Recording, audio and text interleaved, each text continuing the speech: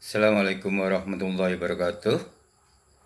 Teman-teman Prodi SA yang berbahagia, marilah kita mulai kuliah ini dengan menyampaikan puji syukur kepada Allah Subhanahu wa taala atas berkat dan rahmatnya sehingga kita semuanya dapat berkumpul di ruang digital ini, di dunia maya ini dalam keadaan sehat walafiat. Mudah-mudahan dengan terus kita bersyukur kepada Allah Subhanahu wa taala, kepada Tuhan yang Maha Kuasa, Tuhan akan memberikan kita banyak kebaikan hidup daripada keburukannya. Amin ya rabbal alamin.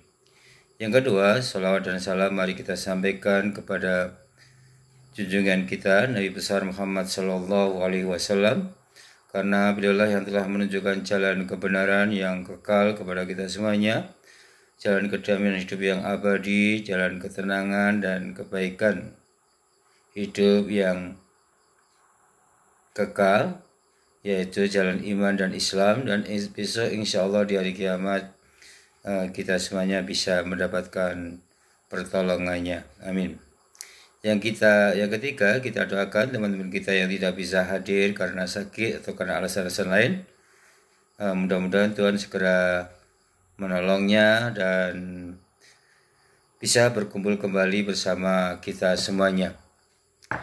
Jadi teman-teman yang berbahagia, dalam kesempatan kuliah studi Pancasila kali ini kita mengambil materi tentang Pancasila sebagai sistem demokrasi di Indonesia ini.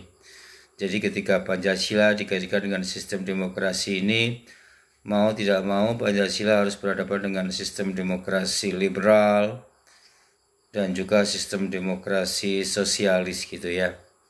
Kalau kita ketahui bersama bahwa sistem demokrasi liberal itu dari dunia barat, terutama dari Eropa Barat, di masyarakat kapitalis yang menekankan pentingnya kebebasan individu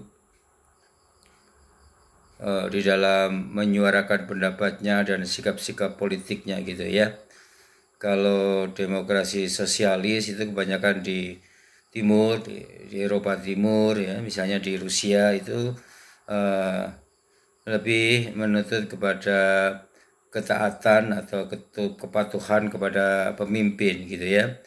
Jadi masyarakat itu lebih bersifat komunal dan kolektif, sehingga kebebasan individual tidak tumbuh dengan sendirinya, begitu ya. Sistem demokrasi Pancasila ini seperti apa? Itu nanti yang kita diskusikan dan kita bahas dalam kuliah kali ini, karena memang sebenarnya sistem demokrasi itu memang dari Barat ya. Jadi intinya adalah pemerintahan yang bertumbuh pada kedaulatan ada di tangan rakyat. Jadi kekuasaan tertinggi dalam sebuah negara atau dalam sebuah pemerintahan yang didirikan itu harus bertumbuh pada kedaulatan rakyat atau kekuasaan masyarakat itu ya. Jadi para pemimpin, para penyelenggara negara itu bekerja untuk menjalankan kekuasaan rakyat, untuk mengabdi kepada rakyat sehingga siap dikontrol dan dikritik oleh rakyat gitu ya. Itu aslinya demokrasi seperti itu. Itu sebagai lawan dari sistem teokrasi di mana kedaulatan sebuah negara atau sebuah pemerintahan itu di tangan Tuhan gitu ya. Karena tokoh-tokoh agama yang menguasai pemerintahan ini merasa mewakili Tuhan, maka ia mendapat mandat dari Tuhan untuk menjalankan kedaulatan Tuhan di dalam sebuah pemerintahan agama atau negara agama yang kemudian dikenal dengan sistem politik teokrasi itu ya. Pemerintahan yang bersumber pada kekuasaan ketuhanan daripada kekuasaan manusia gitu ya. Sehingga para penyelenggara negara itu harus pandai-pandai menafsirkan wahyu Tuhan, menjalankan perintah-perintah Tuhan, sehingga masyarakatnya hidup sebagaimana yang dicita-citakan oleh para tokoh agama sesuai dengan ajaran-ajaran Tuhan. Karena memang menempatkan kedaulatan Tuhan sebagai kedaulatan tertinggi dibanding kedaulatan lain gitu. Bahkan tokoh agama ini karena merasa mewakili Tuhan, dia menjadi wakil Tuhan dan punya otoritas untuk mengeluarkan kebijakannya yang kelemahannya cenderung absolut gitu ya, sulit dikritik gitu ya. Lalu yang kedua itu lawan dari sistem demokrasi adalah monarki, di mana monarki itu kecenderungannya adalah absolut. Jadi pemerintahan atau negara yang dijalankan oleh kekuasaan raja ya. Seorang raja itu juga mewakili Tuhan ya, sehingga kekuasaan-kuasaannya cenderung absolut di dalam menjalankan pemerintahannya gitu ya. Meskipun dalam perkembangannya antitesis dari demokrasi yaitu teokrasi dan monarki ini mengalami dialog yang panjang sehingga melahirkan konsep sistem politik monarki konstitusional. Jadi kekuasaan raja tidak lagi absolut tapi tunduk pada undang-undang yang dibuat oleh perwakilan masyarakat gitu.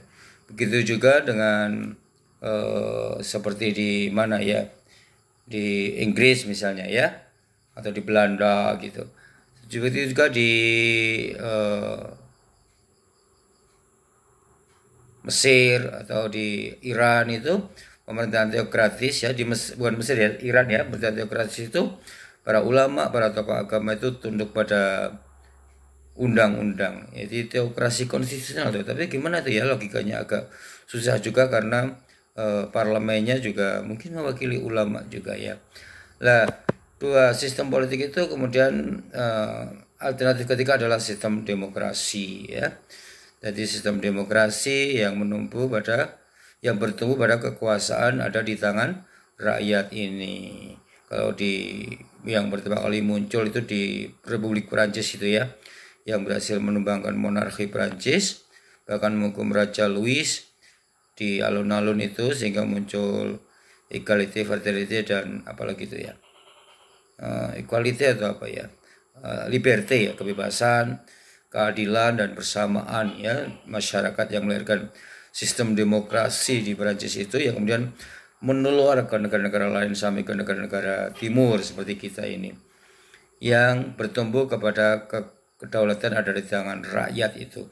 Dan tidak kalah serunya juga pemerintahan demokrasi ini juga punya semboyan, punya slogan Vox Populi Vox Dei, bahwa suara rakyat sebenarnya juga suara Tuhan, sama dengan suara para tokoh agama atau para raja yang mewakili Tuhan itu, suara rakyat juga suara Tuhan. Vox Populi Vox Dei itu. Jadi rakyat juga memiliki kebenaran tertinggi, memiliki suara-suara hati nuraninya tentang kebenaran mengontrol kekuasaan ini, karena hati nurani ini dekat dengan Tuhan itu. Nah, sistem demokrasi di Indonesia ini tentu kita tahu tidak mengambil monarki, tidak mengambil teokrasi, tidak mengambil liberal, tidak mengambil sosialis, karena kita punya jalan sendiri. Kalau kita ikuti pikiran-pikiran Bung Karno dan para pendiri negara ini, founding father itu adalah demokrasi Pancasila itu. Jadi sekalipun di sistemnya demokrasi yang menjunjung kedaulatan di tangan rakyat, tetapi demokrasi itu harus bertumbuh pada nilai-nilai Pancasila itu yang terdapat dalam 5 sila Pancasila itu. Jadi konsepnya sangat idealistik sekali ya demokrasi Pancasila ini ya. Jadi demokrasinya, perbedaan pendapat ini harus kebebasan berpendapat dari masyarakat, dari individu maupun kelompok ini harus berpedoman kepada Pancasila, yaitu nilai-nilai Pancasila yang menjadi sistem nilai di dalam kelima sila itu, yaitu sistem nilainya adalah divinity, demokrasi yang berbasis pada ketuhanan ya, yang orangnya tetap religius ya gitu. Lalu demokrasi yang bertumbuh pada kemanusiaan, humanity. Lalu demokrasi yang bertumbuh pada persatuan, unity. Lalu demokrasi yang bertumbuh pada demokrasi untuk konsensus musyawarah mufakat itu ya. Lalu demokrasi yang bertumbuh pada social justice, keadilan sosial. Jadi kebebasan berpendapat, keleluasaan menyampaikan kritik-kritik, kontrol terhadap kekuasaan negara yang negara ini ditegakkan oleh sistem demokrasi Pancasila yang bersumber pada nilai-nilai kebangsaan itu sebagai nation state ini tidak bisa tidak memang penyelenggara negara maupun masyarakat harus berpedoman pada Pancasila, berpegang pada nilai Pancasila. Seliberal apapun kita harus tetap memiliki keyakinan akan ketuhanan, nilai-nilai keilahian, nilai-nilai kesucian, kesakralan, kekeramatan itu ya, yang menjadi sumber tertinggi dari nilai-nilai ketuhanan itu. Kita dalam demokrasi seliberal apapun untuk mencari kekayaan, mencari harta benda, kita juga harus tetap berpegangan pada humanity, kemanusiaan ya. Selalu menolong orang yang lemah, peduli pada yang miskin, memiliki menjunjung tinggi harkat kemanusiaan yang tinggi, tidak semata-mata kapitalistik gitu ya, serakah gitu ya. Lalu yang ketiga adalah yang unity, sekalipun kita berbeda pendapat, bertengkar, bersilang pendapat, bahkan pendapat itu saling bertentangan, nanti pada ujung-ujungnya adalah untuk tetap memelihara, menjunjung tinggi persatuan, kerukunan itu ya. Nilai tertinggi, kita boleh bertengkar, boleh berseberangan, tetapi ujung-ujungnya nanti bersatu, Bhinneka Tunggal Ika. Sekalipun berbeda-beda, sekalipun saling bertentangan, ujung-ujungnya satu. Itu kayaknya filosofi Indonesia ini ya, filosofi Nusantara yang unik-unik kayak gitu tuh ya. Lalu kita demokrasi, berbeda pendapat, ayel-ayelan, sampai voting dan sebagainya, itu pada ujungnya adalah mencari konsensus, musyawarah mufakat, atau ono rembuk ya dirembuk, ora sak karepe dewi, ora sak gugu sak wedeli dewi, sak udeli dewi ya, sak penake dewi. Tetap pendapat-pendapat kita itu ditampung, dikelola dan dimusyawarahkan untuk mendapatkan konsensus atau kesepakatan. Tidak harus membuat masyarakat dan bangsa ini terbelah dan terpecah, itu karena konsep-konsep demokrasi yang berbasis pada permusyawaratan, perwakilan itu untuk mencapai konsensus itu. Lalu yang kelima juga demokrasi itu tidak hanya kebebasan kita untuk membela golongannya sendiri, kelompoknya sendiri atau diri sendiri, tetapi juga harus menegakkan keadilan sosial ya, menegakkan kebijaksanaan sosial, keadilan sosial. Kalau kita itu, kalau keadilan itu ya tidak hanya adil terhadap diri sendiri maupun kelompoknya, tapi juga adil terhadap orang lain yang tidak kita kenal. Tidak mudah ya dalam nilai-nilai ini diterapkan di dalam kehidupan berbangsa dan bernegara. Nah, itu sistem demokrasi di Indonesia itu ya. Tentu demokrasi Indonesia itu yang sangat ideal seperti itu bisa menciptakan, kalau di dalam pembuka Undang-Undang Dasar 45, menciptakan masyarakat yang adil dan makmur itu ya. Diyakini oleh para pendiri negara dengan demokrasi seperti itu bisa menciptakan masyarakat yang adil dan makmur. Tapi itu konsep saja ya, teori saja, cita-cita saja. Tentu dalam pelaksanaannya, dalam praktek-prakteknya terjadi anomali-anomali politik, anomali-anomali sosial, ekonomi dan sebagainya itu. Misalnya anomali-anomali orang kritik negara itu ya lewat gerakan-gerakan yang sebenarnya tugas kritik negara itu adalah partai ya, tugas legislatif itu secara sistem demokrasinya yang modern itu gitu. Tapi ada orang di luar sistem itu menggunakan kontrol, tentu saja sah-sah saja, tetapi itu bagian dari anomali. Atau kita senang politik tapi kita malah ikuti ormas keagamaan, sehingga kita tidak nyambung. Kalau senang politik misalnya kita harus menjadi anggota partai apa, kalau partai agama, partai nasional atau partai sosialis, sehingga kita bisa menyuarakan kebenaran-kebenaran yang kita idealkan itu untuk membangun bangsa dan negara ini ya. Jadi seperti itu. Jadi dalam prakteknya tentu masih jauh dari harapan banyak orang, karena memang untuk membangun sistem demokrasi Pancasila yang modern ini dibutuhkan tindakan-tindakan rasional dan tersistem gitu ya. Dan itu tidak mudah. Saya kira itu saja yang bisa saya sampaikan ya teman-teman semuanya.